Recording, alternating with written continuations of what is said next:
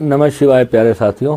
एक प्रश्न आया था मेरे पास कि नमक ना खाने से भगवान कैसे मिलते हैं, कि व्रत में नमक क्यों नहीं खाया जाता।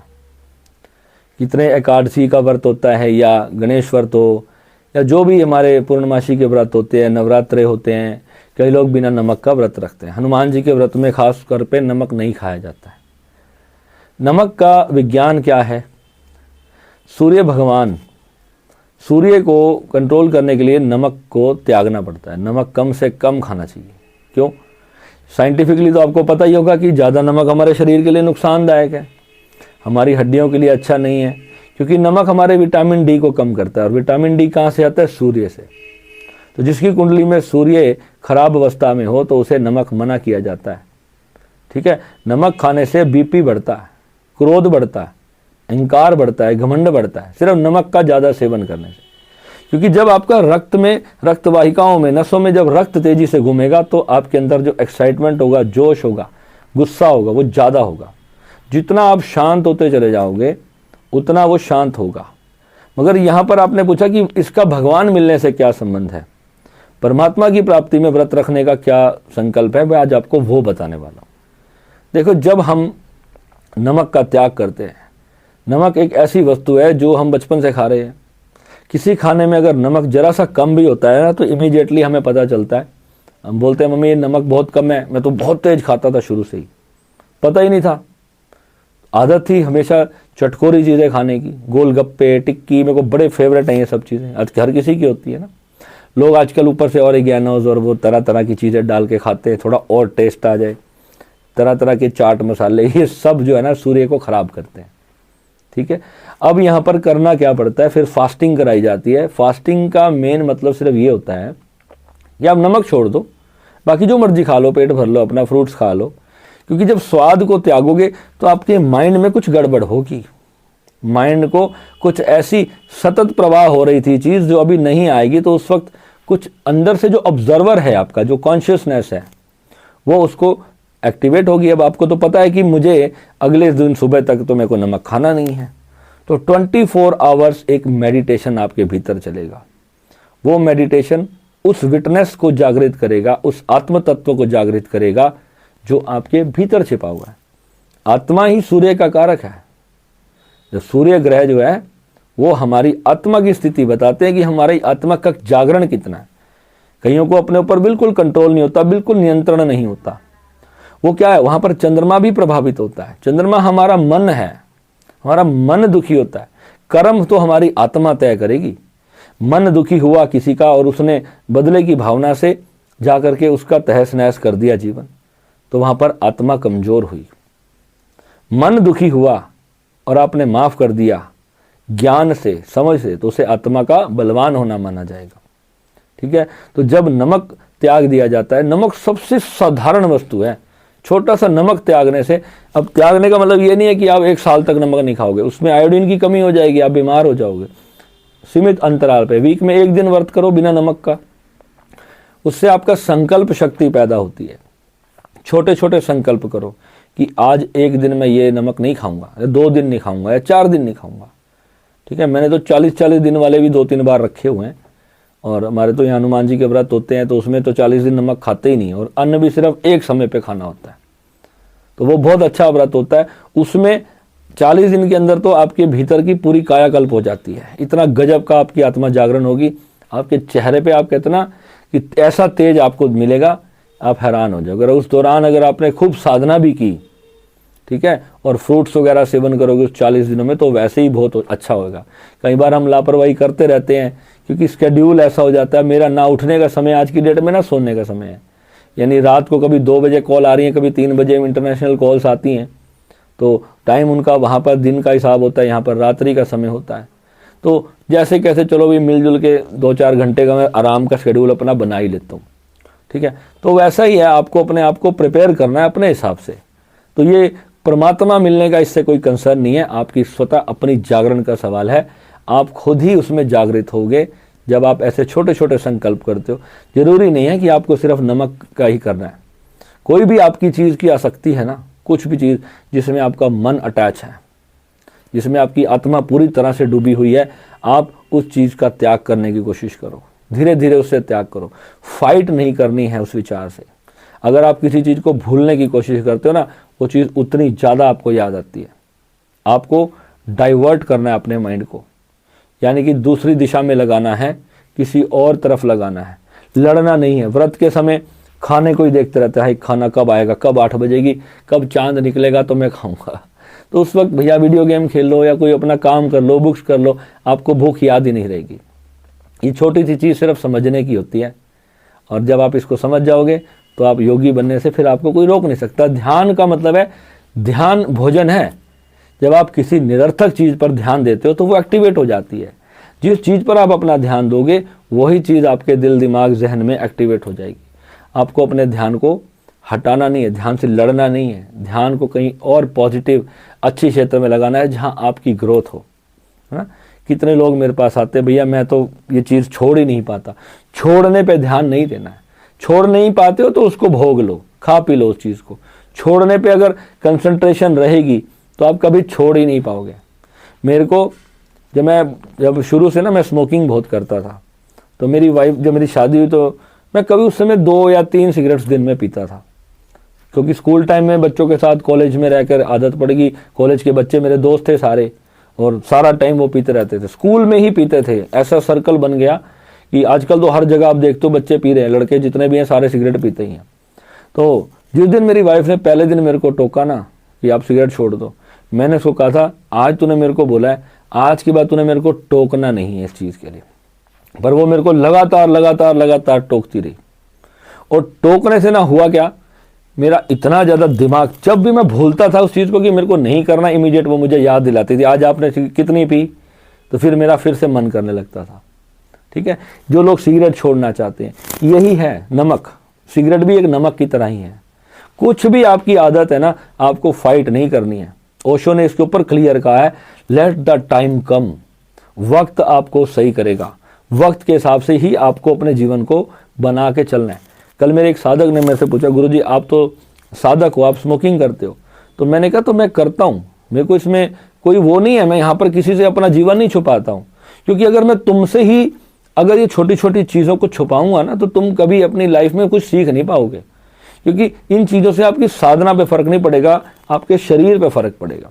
क्योंकि जो बचपन की आदतें अगर आपने डेवलप की हुई हैं, और अगर आपकी बॉडी है, निकोटिन है, नमक है, चीनी है, हर चीज़ आपके शरीर में कोई रोल कर रही है, आप उसको कितनी मात्रा में एक्सेस में लेते हो, ये आपको नुकसान करती है। हर चीज़ जो भी दुनिया में है वो किसी ना किसी यूज से बनी है। जहर भी कहीं पर दवाइयों का काम करता है। जहर होता है ना, पॉइजन, वो भी दवाइयों में काम आता है, मगर आप एक्सेस में खा लोगे तो मर जाओगे। ठीक है, तो जो भी आदत पड़ गई है, तो पंचम में राहु बैठेगा तो आपको स्मोकर बनाएगा। वो कहीं ना कहीं से कोई ना कोई दोस्त या सर्कल में बचपन में आपको आदत लगाएगा, क्योंकि राहु है, पंचम में बैठ गया, बुद्धि के स्थान में धुआं। समझना, राहु धुआं है, धूम्रपान है राहु। और जब आपके कुंडली में आकर के बैठेगा तो आपके अंदर एक पूर्व जन्म की एक पूरी भयंकर तलब होगी धुएं की। ये मेरा रिसर्च है। अगर आप स्मोकर हो, आप देखो राहु आपकी कुंडली में कहाँ बैठा हुआ, और जितनी ज़्यादा आप स्मोक करोगे उतना ज़्यादा माइंड आपका हाई लेवल पे एक्टिवेट होता जाएगा। आपकी लर्निंग कैपेसिटी, उस चीज़ों को सोचने विचार की शक्ति, वो बढ़ाता जाएगा। अगर आप किसी स्मोकर से पूछोगे ना आप क्यों पीते हो, कहता है मेरे को ना उस वक्त जो आइडिया आता है ना वो कभी भी नहीं आता। क्यों आता है?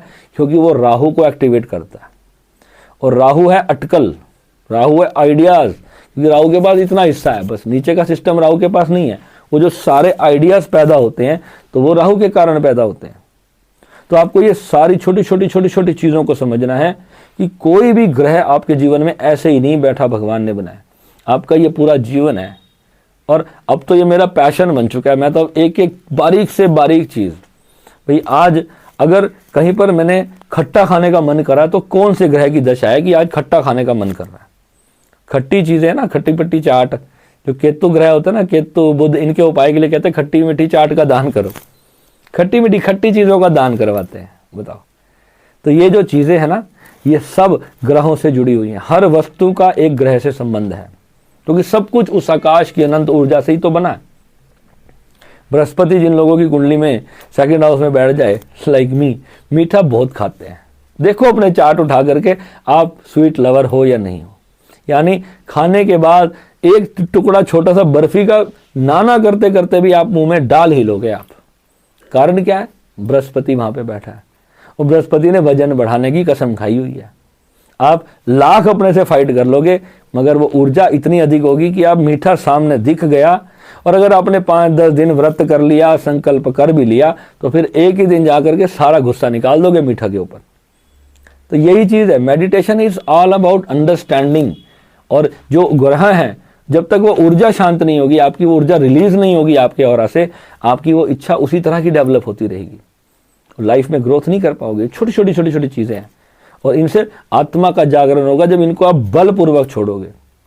Do not fight, just witness कि मेरे अंदर कोई चीज आ रही है, चाहे काम वासना उत्पन्न हुई, क्रोध आया, किसी चीज के प्रति लोभ आ रहा है, मोह पड़ रहा है, प्रेम हो रहा है किसी चीज से, है ना, गुस्सा आ रहा है, अहंकार आ रहा है, ईगो आ रही है। आंख बंद करके बैठ के बस उस विचार को देखो, शांत होकर के आपके भीतर क्या चल रहा है उसको विटनेस होकर देखो कि कोई जीवन में पीछे घटना घट गई थी जो बार बार आपको दर्द दे रही है, बार बार वो व्यक्ति याद आ रहा है, कुछ भी अंदर चल रहा है। स्कूल में किसी टीचर ने चाटा मारा था, उस पर भी 10 साल तक गुस्सा रहता है, उन्हें मेरे को ही क्यों मारा, क्योंकि मैं छोटा बच्चा था इसलिए उसने मेरे को मारा, है ना। तो अंदर जो भी विचार जब आपके चले तो बस उस विटनेस को, उसको साक्षी होकर के आराम से देखो, अपनी प्रेजेंस को फील करो कि आप हो। और परम शांति है, परम आनंद है भीतर, वो जागरण हो जाएगा जो आपने कल्पना नहीं की होगी। आज मेरी हिमाचल से एक बहन से बात हुई, उन्होंने मेरे को बोला कि गुरुदेव मैं साधना कर रही हूँ मगर मेरे घर वालों को भी नहीं पता कि मेरे को ये सब होने लग गया है, मेरे को भारीपन हो रहा है, सर में जलन हो रही है, ये सब दिक्कत हो रही है। आग की तरह सर जलता है जब कुंडलिनी सहस्त्रार पे छूती है, तो सर पे जैसे आग लगी हो ना, जैसे भट्टी लगा दी हो किसी ने सर में, इतना सर गर्म हो जाता है। तो आपको डरने की जरूरत नहीं है बहन जी, क्योंकि परमात्मा है आपके भीतर, वो जागृत हो रहे हैं, आप बॉडी नहीं हो।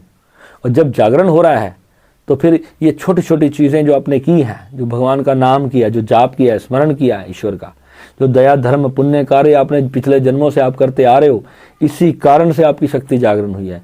जस्ट बस अब अपनी ईगो को छोड़ दो। ईगो को कैसे छोड़ना है कि हे परमात्मा, ध्यान में बैठने से पहले जब भी अपने गुरुदेव का स्मरण करो, अपने गुरु का ध्यान करो और बोलो कि हे परमात्मा, हे गुरुदेव, आपके अर्पण, जो है मेरा जीवन मैं आपके अर्पित करता हूँ, करती हूँ। इस भाव से जब आप अपने जीवन की हर घटना को परमात्मा के अर्पित करते जाओगे ना, जो हो रहा है बस मैं उसको विटनेस कर रहा हूँ, मैं साक्षी होकर के देख रहा हूँ, मैं अपना कोई भी एफर्ट नहीं लगाऊंगा, मैं कहीं लड़ाई नहीं करूंगा। अब वहाँ पर मैं ये नहीं कहूँगा कि आपको एफर्ट नहीं करना है, एफर्ट तो करना है। कर्म नहीं करोगे तो कोई आपको 1 रुपया भी नहीं देगा, मगर कर्म करते समय देखो कि भगवान तू ही कर्म कर रहा है। गाड़ी चला रहे हो तो प्रभु तू ही चला रहा है, खाना खा रहे हो तो प्रभु तू ही खा रहा है, अपने आप को भी प्रभु कहना है। ये ऐसी विधि है, एक दिन आप करके देखो आपको कितना सुकून मिलेगा। किसी ने बुरा किया है प्रभु कोई बात नहीं, तू नहीं किया, किसी ने अच्छा किया है प्रभु तू नहीं किया, हर बात पे ना 13 डाल दो। गुरु नानक जी ने कहते ना 13 वो 13 का मतलब ये जो है, ये जो शरीर है ये भी तेरा, ये भी तू ही है, ये शरीर भी मैं कुछ अलग आइडेंटिटी नहीं हूं। समझ आ रही है कितनी गहरी बात है। जब परमात्मा की ही सारी सृष्टि है तो हम परमात्मा हुए या नहीं हुए। समझ आ रही है गहराई से कि कुछ भी चीज है वही है। तो वो जो फील करता है तुम्हारे भीतर वही तो कॉन्शियसनेस है, वही तो ईश्वर है, उसी को तो समझना है। ये ग्रह भी वही है, ग्रह से लड़ना नहीं है। आ रहा है ठीक है, मन पे कंट्रोल हो रहा है ठीक है, नहीं हो रहा तो ठीक है, समर्पण करते जाओ। जो जीने का मन है खुल करके जियो। ये जिंदगी है इतनी छोटी सी, और मरने के बाद ऐसे पड़े होगे, कोई तुम्हारे को नहला रहा होगा दही और दूध से, कुछ नहीं प्राप्त करके जाओगे। यहाँ लोगों को दुख मत दो, आनंद के लिए आए हो और आनंद बांटो, हैप्पीनेस बांटो हर तरफ। खुशी, आपके साथ कोई बैठे, आपसे कोई बात करे तो उसके चेहरे पे टमाटर की तरह लाली आनी चाहिए, तब मजा है। और आप किसी के दुख का कारण बनते हो यहाँ पर, तो याद रखना लौट करके 1000 गुना आएगा, 10,000 गुना आएगा। उस दिन संभालने वाला कोई नहीं। कर्म ही सब कुछ है। कर्म प्रधान विश्व रचि राखा, क्यों कर तर्क बढ़ा वही शाखा। फिर बाद में टेंशन लेके तर्क दे के भगवान को फिर ये कुछ नहीं कह सकते। जो सजा मिलनी है वो फिर मिलनी है। ठीक है, आत्मा का जागरण करो और हर कर्म में जागे रहो कि मेरा कर्म किसी को दुखी नहीं करे। अपने पूर्व जन्म से कोई संबंध बन गया है जिसके कारण मैंने दुख दे दिया है किसी को, कोई बात नहीं, उसको स्वीकार करते हुए आगे बढ़ जाओ। वो भी दुख भी परमात्मा ने दिया, मगर कारण तुम्हें बनाया ना, तो कोई बात नहीं, किया तो परमात्मा नहीं है, वो दुख कोई किसी को नहीं दे रहा, परमात्मा ही दे रहा है, सुख भी परमात्मा ही दे रहा है। तो बस अकर्ता की स्थिति भगवान ने गीता में कहा कि हमें कर्म में अकर्ता हो जाना है, बस कि हम कुछ कर नहीं रहे। और जब हम किसी और को भी कर्ता मानते हैं तो वो भी हम दुखी होते, भाई उस इंसान ने मेरे साथ बुरा किया, तो उसको माफ करना क्यों सिखाता हूं कि वो उसने नहीं किया, वो तो प्रकृति ने किया।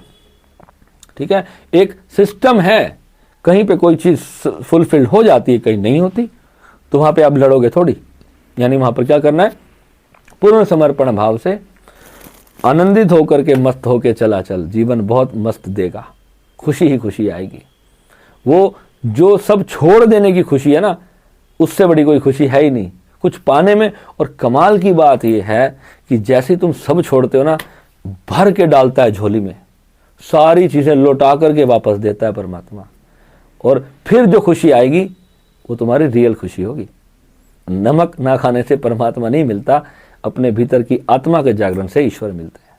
ठीक है, नमः शिवाय।